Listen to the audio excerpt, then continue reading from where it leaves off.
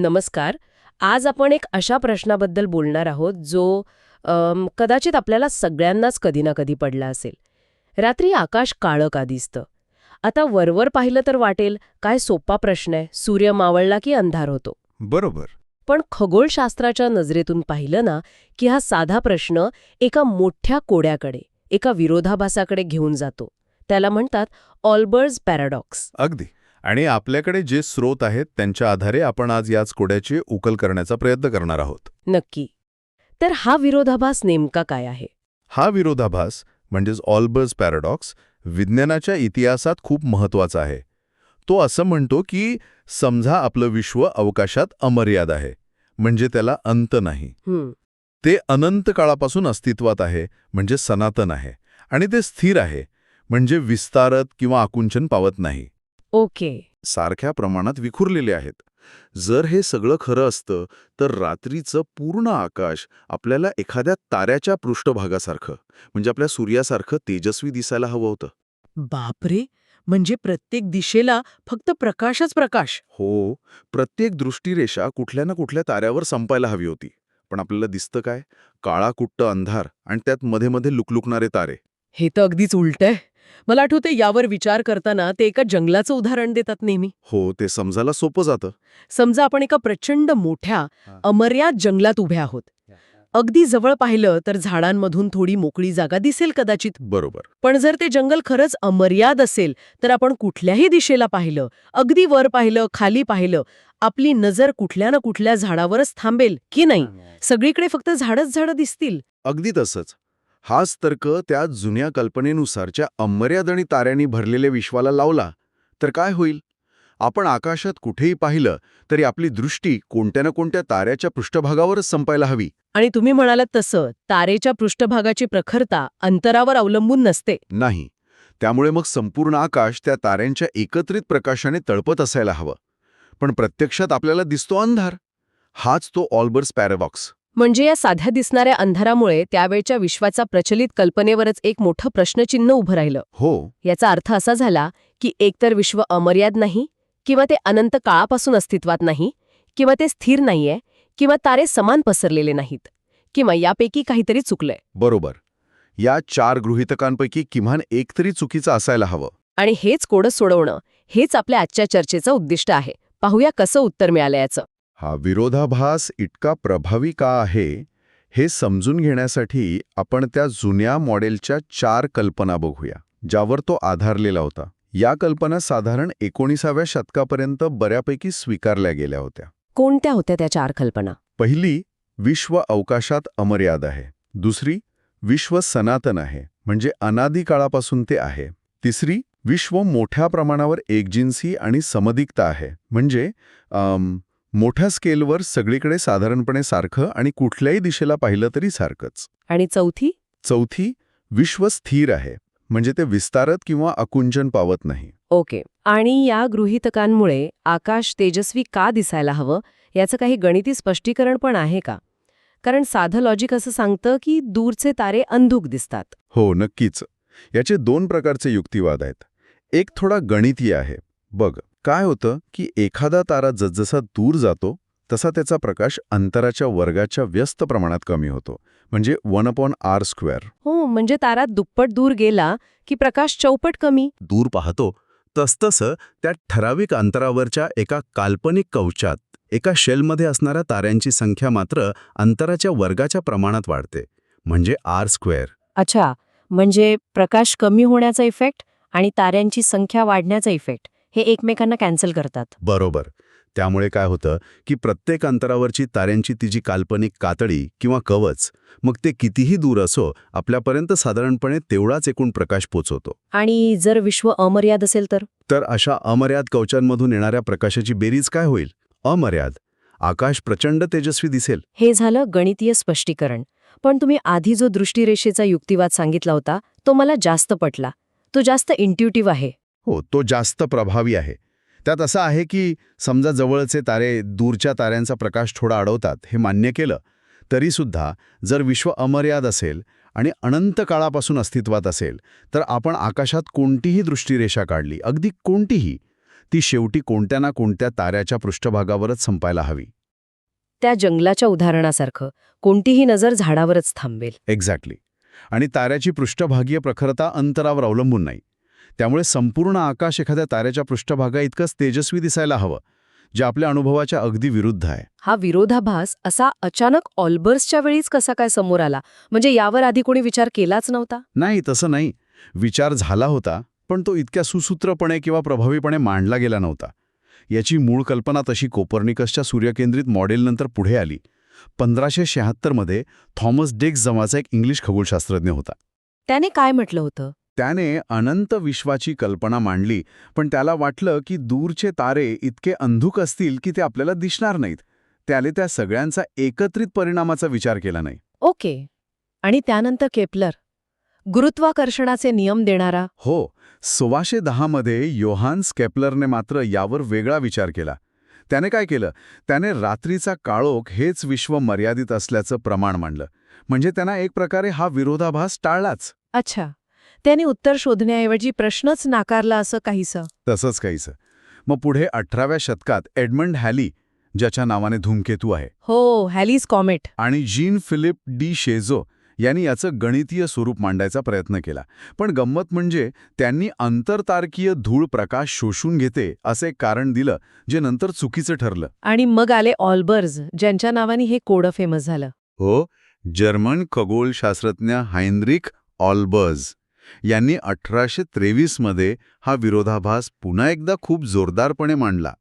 आणि अजून एक गंमत म्हणजे त्यांनी पण तेच आंतरतारकीय शोषणाचं चुकीचं उत्तर दिलं होतं. अरे, तरीही त्यांच्या नावाने ओळखलं जातो हा पॅराडॉक्स. हो, कारण त्यांच्यामुळे हा प्रश्न वैज्ञानिक वर्तुळात खूप गांभीर्याने चर्चेला आला. पण मला आठवतंय, आपल्या सोर्सेसमध्ये एक खूपच आश्चर्यकारक उल्लेख आहे की याचं जवळपास अचूक उत्तर एका साहित्यिकाने दिलं होतं म्हणे. हो, हे खरंच अमेझिंग आहे. अमेरिकन लेखक एडगर ॲलन पो, गोष्टी लिहिणारा. तोच. त्याने 1848 मध्ये त्याच्या युरेका नावाच्या एका मोठ्या गद्य कवितेत किंवा निबंधात म्हणा हवं तर, त्यात त्याने लिहिलं होतं.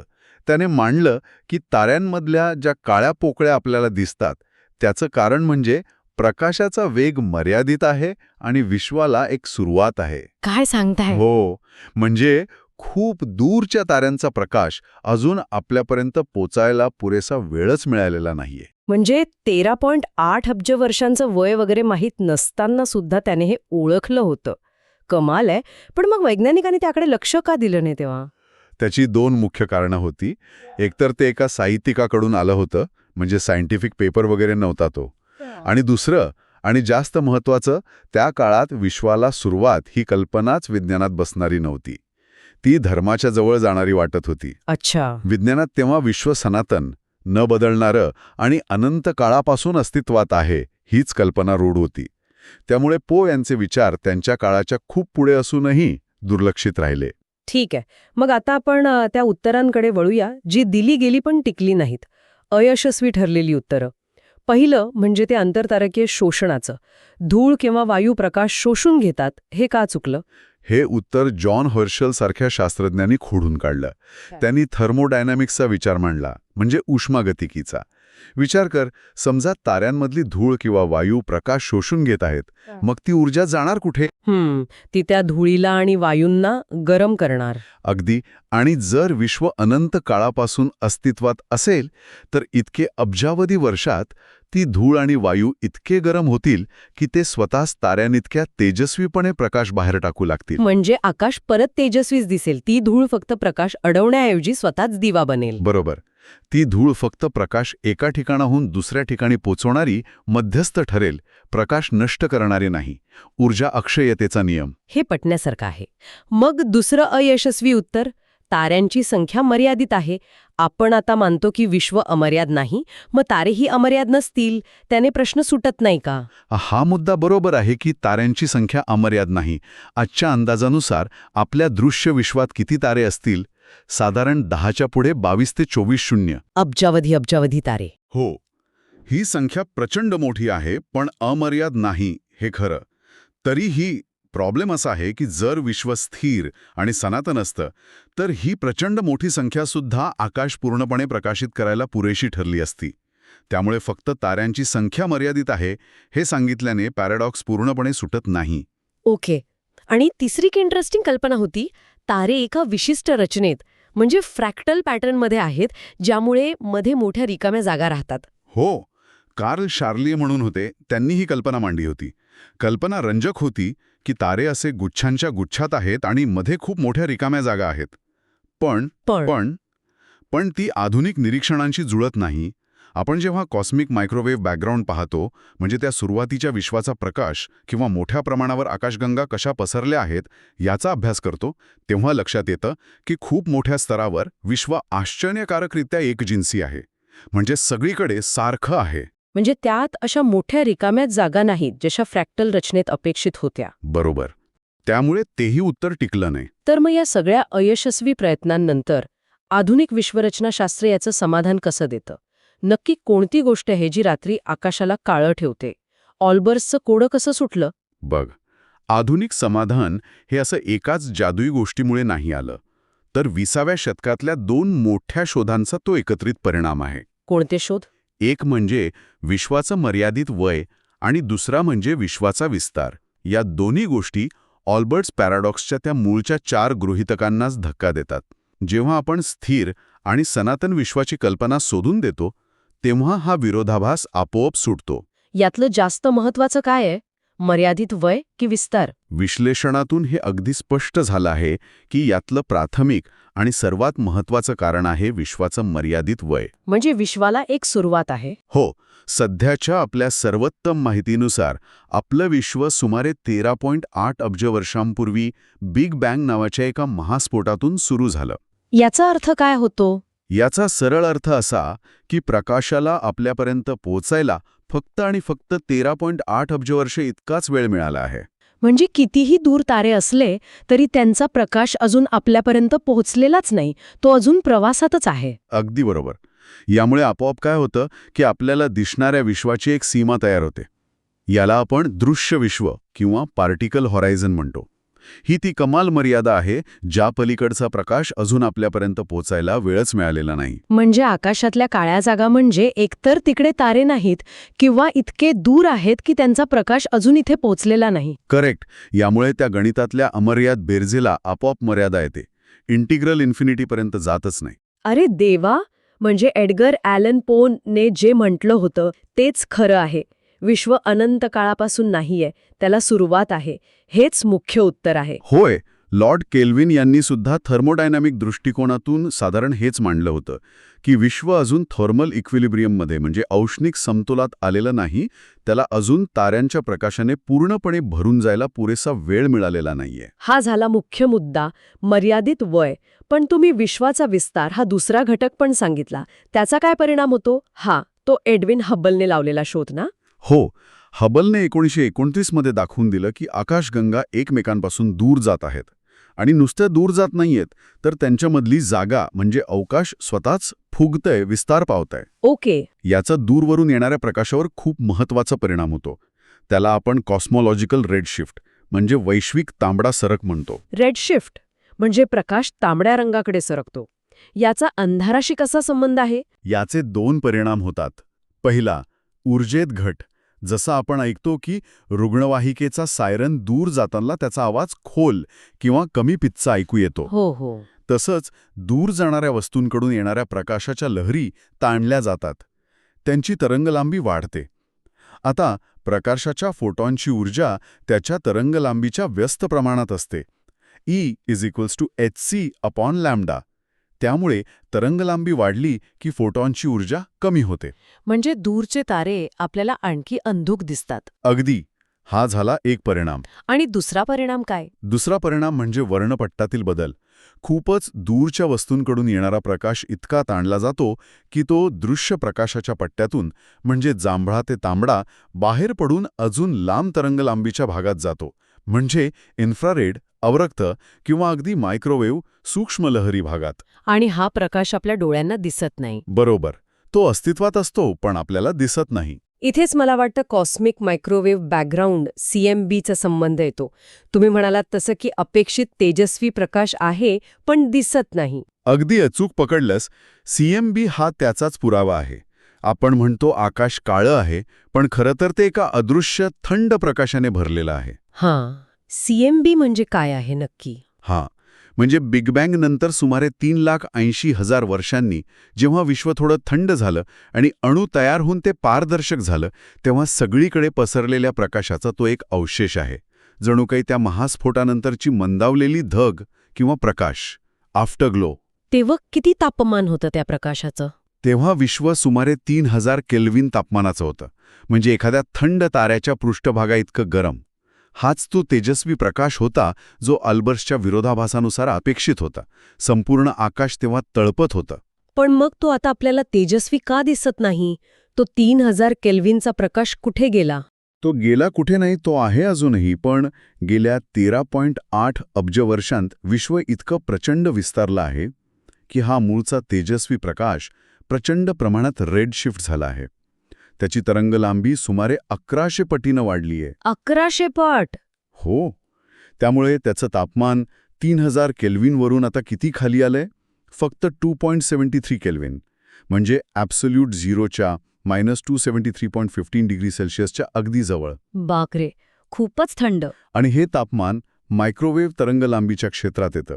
त्यामुळे तो अपेक्षित तेजस्वी प्रकाश आजही सर्व आकाशात भरलेला आहे, पण तो आपल्या डोळ्यांना दिसत नाही, तो फक्त खास रेडिओ दुर्बिणींना दिसतो. हे सगळं खरंच खूप इंटरेस्टिंग आहे. म्हणजे थोडक्यात सांगायचं तर आकाश काळं दिसण्याचं मुख्य कारण म्हणजे विश्वाचं वय मर्यादित आहे.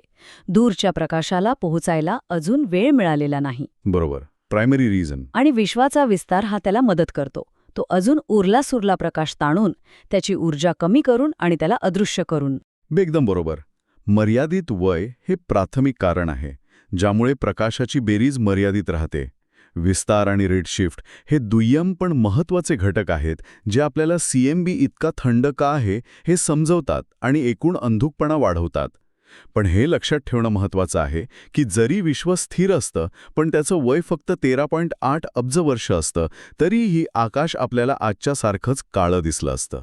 म्हणजे विस्तार नसता तरीही काळोख असता, फक्त CMB कदाचित जास्त गरम असती. बरोबर. याचा अर्थ हा ऑल्बर्स पॅराडॉक्स फक्त एक बौद्धिक कोड नव्हतं, तर ते वेगवेगळ्या विश्व मॉडेल्सची कसोटी पाहणार एक महत्त्वाचं, काय म्हणतात त्याला, लिटमस टेस्ट ठरलं. नक्कीच. रात्रीचा साधा दिसणारा काळोख हा त्या जुन्या, सनातन, स्थिर विश्वाच्या कल्पनेला थेट आव्हान देतो. आणि हे आव्हान 20व्या शतकातल्या 2 मुख्य विश्व मॉडेल्सच्या स्पर्धेत खूप निर्णायक ठरलं. बिग बँग सिद्धांत विरुद्ध त्याला आव्हान देणारा स्थिर स्थिती सिद्धांत, म्हणजे स्टेडी स्टेट थिअरी. स्थिर स्थिती सिद्धांत काय म्हणत होता? तो बॉन्डी, गोल्ड आणि फ्रेड हॉयल यांनी मांडला होता, बरोबर? हो, त्यांचा सिद्धांत परिपूर्ण वैश्विक तत्वावर आधारलेला होता. ते म्हणायचे की विश्व फक्त अवकाशातच नाही, तर काळातही नेहमी सारखंच असतं. म्हणजे जरी विश्व विस्तार पावत असलं, तरी त्याची सरासरी घनता कायम राहण्यासाठी नवीन पदार्थ सतत आपोआप निर्माण होत राहतात. म्हणजे विश्व अनादी काळापासून असंच अस्तित्वात आहे, त्याला सुरुवात नाही. बरोबर. त्यामुळे विश्व अनादी काळापासून असंच अस्तित्वात आहे हे त्यांच्या मॉडेलसाठी गरजेचं होतं. पण मग अडचण झाली. जर विश्व अनादी असेल, तर मग ऑल्बर्स पॅराडॉक्स पुन्हा उभा राहतो. त्यांना याचं उत्तर देता आलं नाही का? नाही, त्यांना याचं समाधानकारक उत्तर देता आलं नाही. आकाश काळं का आहे हे स्थिर स्थिती सिद्धांतासाठी एक मोठी डोकेदुखी होती. आणि या उलट बिग बँग सिद्धांतासाठी? बिग बँग सिद्धांतासाठी रात्रीचा काळोख ही अडचण नाही. उलट ती त्या सिद्धांताची एक नैसर्गिक निष्पत्ती आहे, एक प्रकारे भविष्यवाणीच आहे. असं कसं? कारण बिग बँगनुसार विश्वाला सुरुवात आहे, त्याचं वय मर्यादित आहे 13.8 अब्ज वर्ष, त्यामुळे आपोआपच दूरचा प्रकाश पोचायला वेळ मिळत नाही. म्हणून CMBच्या शोधाच्या खूप आधीपासूनच रात्रीचा साधा काळोख हाच विश्वाला सुरुवात असल्याचं सुचवत होता. तो स्थिर स्थिती सिद्धांताच्या मूळ कल्पनेच्या विरोधात जाणारा एक मोठा पुरावा होता. वा, खरंच थक्क करणारं आहे की एका इतक्या साध्या प्रश्नाचं उत्तर, आकाश काळं का आहे, याचं उत्तर आपल्याला विश्वाचा उगमपर्यंत, त्याच्या वयापर्यंत आणि त्याच्या एकूण स्वरूपाबद्दल इतकी महत्त्वाची माहिती देतं. अगदी. आणि यातला मुख्य निष्कर्ष हाच आहे की रात्रीचा अंधार म्हणजे काहीतरी नसणं नव्हे, तर ती एक प्रचंड माहिती आहे. ती आपल्याला सांगते की आपलं विश्व सनातन नाही, त्याला एक सुरुवात होती, ते स्थिर नाही, ते सतत बदलत आहे. कधीकधी विज्ञानात उत्तराच्या अनुपस्थितीतून म्हणजे नल रिझल्टमधूनही खूप काही शिकायला मिळतं. अंधाराची ही स्वतःची अशी एक भाषा आहे. तर मग जाता जाता श्रोत्यांना एका विचारात सोडून जाऊया. आपण जेव्हा रात्रीच्या आकाशातील त्या काळ्या भागांकडे पाहतो तेव्हा आपण फक्त अवकाशात दूरवर पाहत नाही, तर आपण भूतकाळातही डोकावत असतो. पण आपण हेही ऐकतो की विश्वाच्या विस्तारामुळे काही आकाशगंगा आपल्यापासून प्रकाशाच्या वेगापेक्षा जास्त वेगाने दूर जात आहेत. हो, हे खरं आहे. मग याचा अर्थ असा होतो का की त्यांच्यापासून निघालेला प्रकाश किंवा तिथून आता निघणारा प्रकाश आपल्यापर्यंत कधीच पोचणार नाही? म्हणजे एक वैश्विक क्षितिज आहे ज्या पलीकडचं विश्व आपल्याला कधीच दिसणार नाही. त्या क्षितिजा पलीकडे काय असेल यावर विचार करायला नक्कीच वाव आहे. निश्चितच. हे प्रश्न आपल्याला विश्वाच्या अजूनही न उलगडलेल्या रहस्यांचा आणि आपल्या ज्ञानाच्या मर्यादांचा विचार करायला लावतात.